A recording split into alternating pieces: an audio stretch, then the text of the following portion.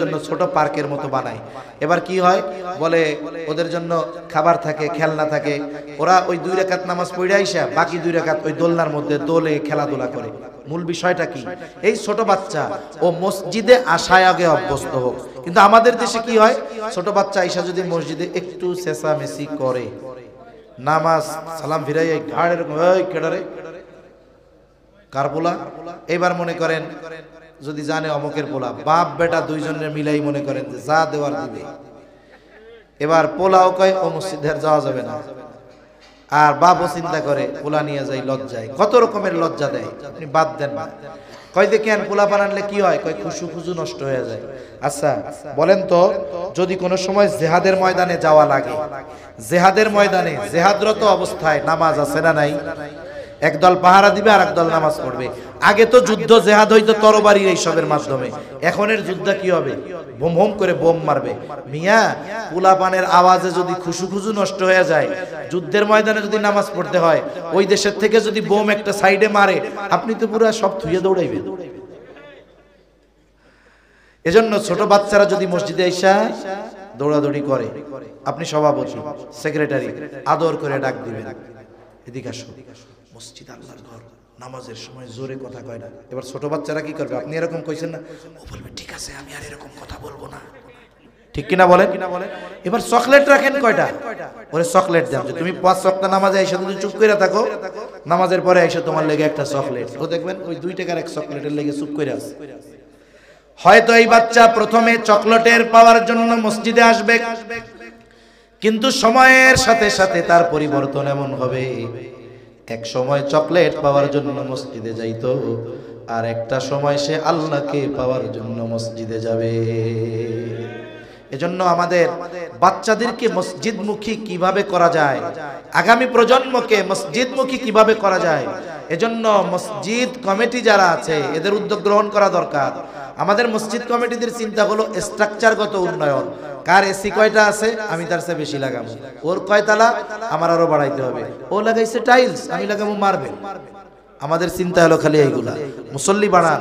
আপনি একটু চিন্তা করেন তো, আমার চিন্তা করতে হবে আমি মারা যাওয়ার পরে আমার শূন্য স্থানটা আমার কোন মুসল্লি দ্বারা পূর্ণ হবে কিনা, এই হিসাব করার দরকার আছে না নাই? কত মসজিদ মুরব্বীদের দ্বারা ভরপুর ছিল, দুনিয়ায় তারা নাই, এখন নামাজ হয় না। কত অঞ্চলে যাই, প্রত্যন্ত অঞ্চলে মসজিদ নিজেদের যাইয়া আজান দিয়ে ঝাড়ু দিয়ে এরপরে নামাজ পড়ে। আমি কসম করলে কাফারা দেওয়া লাগবে না, কসম ভঙ্গ হবে না। 7 বছর বয়সে নামাজের আদেশ করা লাগবে না, ও 6 বছর বয়সে পাক্কা নামাজিতে পরিণত হয়ে যাবে। অনেক মাদ্রাসার সিসিটিভি ফুটেজ মাঝে মধ্যে অনলাইনে ছাড়ে ওস্তাদরা, ছোট বাচ্চা দেখতে মনে হয় 5 বছর বয়স হবে এরকম, ওর মুতে ধরছে, কিসে ধরছে, পুসরা পাইছে আর কি, ও প্রস্রাব করতে গেছে, ভিডিও দেখতেছি একটা এরকম, ও প্রস্রাব করে চলে আসছে, আবার একটু পরে কি মনে কইরা বাথরুমে ঢুকে ওযু করছে, ছোট বাচ্চা একবারে। এইবার করলো কি, ওর বিছানার মধ্যেও তাহাজ্জুদে দাঁড়ায় গেল। একটু চিন্তা করে দেখেন, যেই বয়সে ওর নামাজই ফরজ হয় নাই, অথচ এই দ্বীনি পরিবেশের কারণে, দ্বীন শেখার কারণে ও চিন্তা করছে ঘুম তো ভাঙছেই, হুজুররা তাহাজ্জুদের কথা কয়, তাইলে আমি একটু ওযু করে 2 রাকাত তাহাজ্জুদ পড়ে ফেলি। আরে মিয়া, আপনি আপনার সন্তানের 14-15 বছর ঠ্যাং ধইরা মসজিদে নিতে পারেন না, আর এই মাদ্রাসায় পড়নেওয়ালা ছোট ছোট বাচ্চাগুলো 7 বছর 6 বছর, ওরা যখন নামাজ পড়ে দুষ্টমি তো করে, দুষ্টমির বয়স তো এইটা, কিন্তু যখন একাগ্রতার সাথে লাগে যে আরে এর মতো একার সাথে যদি নামাজ আমরা পড়তে পারতাম আফসোস লাগে। তাহলে 7 বছর বয়সে নামাজের আদেশ, 10 বছর বয়সে নামাজ না পড়লে প্রহার। বলে যদি মাদ্রাসায় থাকে আপনার কোনো টেনশন নাই, 7 বছর বয়সে আশা করা যায় সে পাক্কা নামাজি হয়ে যাবে। এজন্য আবার যারা মাদ্রাসায় সন্তানদের রাখেন না, থাকে না, অনাবাসিক, আপনি বাচ্চারে নিয়ে মসজিদে যাওয়ায় অভ্যস্ত হবেন, একেবারে গেদাডারে তো আর নিয়ে যাওয়া যাবে না। কতটুক বলে 5-6 বছর হয়েছে, 7 বছরে যদি তাকিদ দিতে হয়, আদেশ দিতে হয়, তাইলে এর আগের থেকে শেখাইতে হবে, মসজিদে নিয়ে যান। আসলে আমাদের দেশের পরিবেশটা একটু ভিন্ন রকম, মধ্যপ্রাচ্য নয়, ইউরোপের অনেক দেশগুলোয় বাচ্চাদের জন্য মসজিদে আলাদা কর্নার থাকে, মসজিদের এক সাইডে ওদের জন্য ওই নিরাপত্তা বেষ্টনীর ভিতরে ওদের জন্য ছোট পার্কের মতো বানায়। এবার কি হয় বলে ওদের জন্য খাবার থাকে, খেলনা থাকে, ওরা ওই 2 রাকাত নামাজ পড়ে আইসা বাকি 2 রাকাত ওই দোলনার মধ্যে দোলে খেলাধুলা করে। মূল বিষয়টা কি, এই ছোট বাচ্চা ও মসজিদে আসায় আগে অভ্যস্ত হোক। কিন্তু আমাদের দেশে কি হয়, ছোট বাচ্চা আইসা যদি মসজিদে একটু চেঁচামেচি করে, নামাজ সালাম ফিরাই ঘাড় এরকম ওই কেডারে কার পোলা, এবার মনে করেন যদি জানে অমকের পোলা, বাপ বেটা দুইজনের মিলাই মনে করেন যে যা দেওয়ার দিবে। এবার পোলাও কয় ও মসজিদে যাওয়া যাবে না, আর বাপও চিন্তা করে পোলা নিয়ে যাই লজ্জায়, কত রকমের লজ্জা দেয়, আপনি বাদ দেন না। কয় যে কেন পোলা বানালে কি হয়, কয় খুশু খুশু নষ্ট হয়ে যায়। আচ্ছা বলেন তো, যদি কোনো সময় জেহাদের ময়দানে যাওয়া লাগে, জেহাদের ময়দানে জেহাদরত অবস্থায় নামাজ আছে না নাই? একদল পাহারা দিবে আর একদল নামাজ পড়বে। আগে তো যুদ্ধ জেহাদ হইতো তরবারির এইসবের মাধ্যমে, এখনের যুদ্ধ কি হবে, বোম হোম করে বোম মারবে। মিয়া পোলাপানের আওয়াজে যদি খুশু খুশু নষ্ট হয়ে যায়, যুদ্ধের ময়দানে যদি নামাজ পড়তে হয়, ওই দেশের থেকে যদি বোম একটা সাইডে মারে, আপনি তো পুরো সব থুয়ে দৌড়াইবেন। এজন্য ছোট বাচ্চারা যদি মসজিদে এসে দৌড়াদৌড়ি করে, আপনি সভাপতি সেক্রেটারি আদর করে ডাক দিবেন, এদিকে আসো, মসজিদ আল্লাহর ঘর, নামাজের সময় জোরে কথা কয় না। এবার ছোট বাচ্চারা কি করবে, আপনি এরকম কইছেন না, ও বলবে ঠিক আছে আমি আর এরকম কথা বলবো না, ঠিক কিনা বলেন?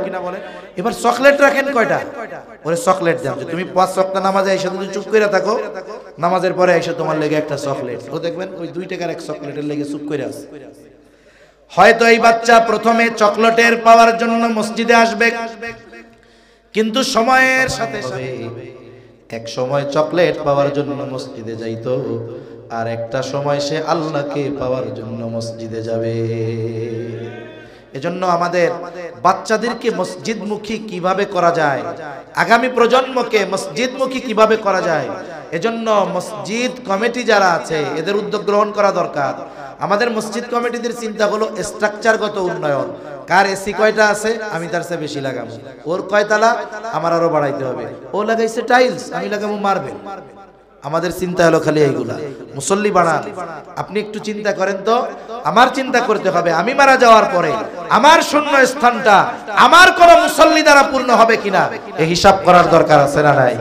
কত মসজিদ মুরব্বীদের দ্বারা ভরপুর ছিল, দুনিয়ায় তারা নাই, এখন নামাজ হয় না।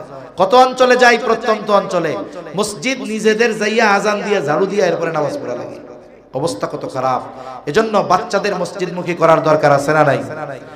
এরপরে বাচ্চা ছেলে হোক আর মেয়ে হোক প্রাপ্তবয়স্ক হয়ে গেছে, বিবাহ দেওয়ার দায়িত্ব, ছেলের বিয়ে দেওয়ার দায়িত্ব, মেয়েরটাও বিবাহ দেওয়ার দায়িত্ব অভিভাবকের। কিন্তু অভিভাবক মেয়ের ব্যাপারে দায়িত্ব নেয়। আল্লাহ কি বলছে, ওয়া আনকিহুল আয়ামা মিনকুম ওয়াসিবাদিকুম ওয়া ইমাইকুম ইয়াকুম আয়ুগনিহিমুল্লাহ। অভিভাবকদেরকে উদ্দেশ্য করে আল্লাহ তাআলা বলেন তোমাদের অধীনস্থ যারা বিয়ে দিয়ে দাও। তারা এরপরে বলেন তোমরা হয়তো দরিদ্রতার ভয়ে বিয়ে দিবা না। আল্লাহ তাআলা বলেন ইয়াকুনু ফুকারা ইউগনিহিমুল্লাহ, তারা যদি দরিদ্র হয় তাদের ধনী বানায় দিবে কে? 12টা বাজে গেছে, 2-1 মিনিট একটু সময় নেই, আমারও কথা শেষ। মনে করেন একজনের একটা মেয়ে হইছে, মেয়ে হইলে বাপ আগে বিয়ের চিন্তা করে, মেয়ে বাঁচবো কি বাঁচবো না হিসাব নেই, আগে চিন্তা করে বিয়ার। অনেকে করে কি, মেয়ে হইছে এই উপলক্ষে বাড়িতে 10টা মেহগনি গাছ লাগাইছে, আবার প্রতি মাসে 500 করে টাকা জমায়। এখন মেয়ের বিয়া দিবে 18 বছর 17 বছর বয়স, এই সময় গাছগুলা এত বড় হইছে, 10টা গাছের দাম মনে করেন 15 লাখ, আর টাকাও জমাইছে 5 লাখ। এবার মেয়েরে বলে তোমার যেদিন জন্ম হয়েছিল তোমারে বিয়া দেওয়ার নিয়তে ওই আমি 10টা গাছ লাগাইছিলাম, তারপরে এই যে টাকা জমাইছি তা 5 লাখ হয়েছে, মোট 20 লাখ, গাছ বেচা 15, এই যে 15 লাখ, বিয়ায় খরচ হয়েছে 5 লাখ, আর এই যে 15 লাখ দিয়ে তুমি যা চাও তুমি তাই করো আম্মা।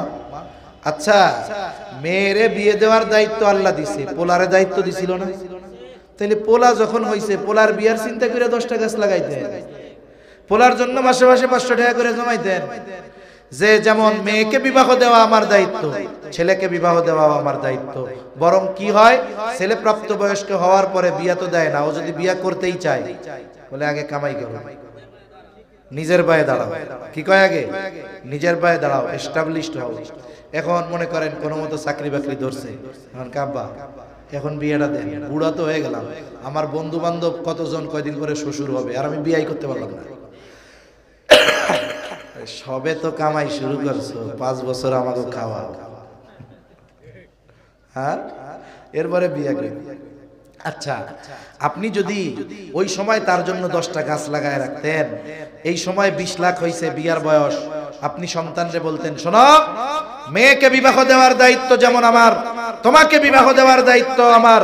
কারণ নবী বলেছে, আমার অধীনস্থ সন্তান তোমরা যদি যৌবনের তাড়নায় কোনো গুনাহ করো, আমি যত বুজুর্গই হই না কেন, বিবাহ না দেওয়ার কারণে গুনাহ করতেছো, ওই গুনাহ আমার আমলনামায় সমপরিমাণ যোগ হয়ে যাচ্ছে।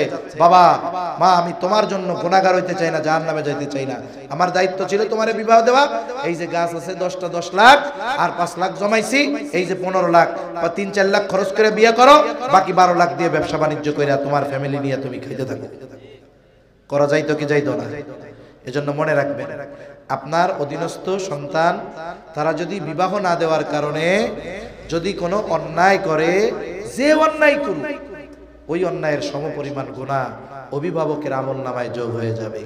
এজন্য আমি মোটা দাগে সন্তানদের কয়েকটা হক বললাম। আমার দিল বলে, যেই বাবা এই কয়েকটা হক সন্তানের ব্যাপারে আদায় করবে, আমার দিল বলে যে ওই বাবার বুড়াকালে আইসা আমার মতো হুজুরের কাছে বলা লাগবে না যে হুজুর একটু মা বাবার হকের ওয়াজ করিয়েন, বলা লাগবে। তাহলে বলেন, আমরা সন্তানদের দিন শেখাবো তো ইনশাআল্লাহ? আমি আলেম বানাইতে বলি নাই, আমি বলি নাই যে আপনি একবারে মুফতি মুহাদ্দিস বানান, ওটা আপনার খুশি, কিন্তু আপনি ছেলেকে দিন শেখান। এই যে ইসলামিক কিন্ডারগার্টেন চালু হচ্ছে, এখানে সন্তানগুলারে দেন, ইনশাআল্লাহ এর ফিডব্যাক পাবেন। যেমন গাছ লাগাইলে ফলজ গাছ যদি হয়, যত্ন নিলে ফল পাওয়া যায়। কাঠের গাছ যদি হয়, ওই 10 টাকার চারা যত্ন নেওয়ার কারণে লাখ টাকার উপরে দাম হয়। এই সন্তানরে একটু দ্বীনের পরিবেশে দেন, একটু যত্ন নেন। এই সন্তানের দ্বারা শুধু দুনিয়ায় নয়, ইনশাআল্লাহ আখিরাতেও আপনাকে আল্লাহ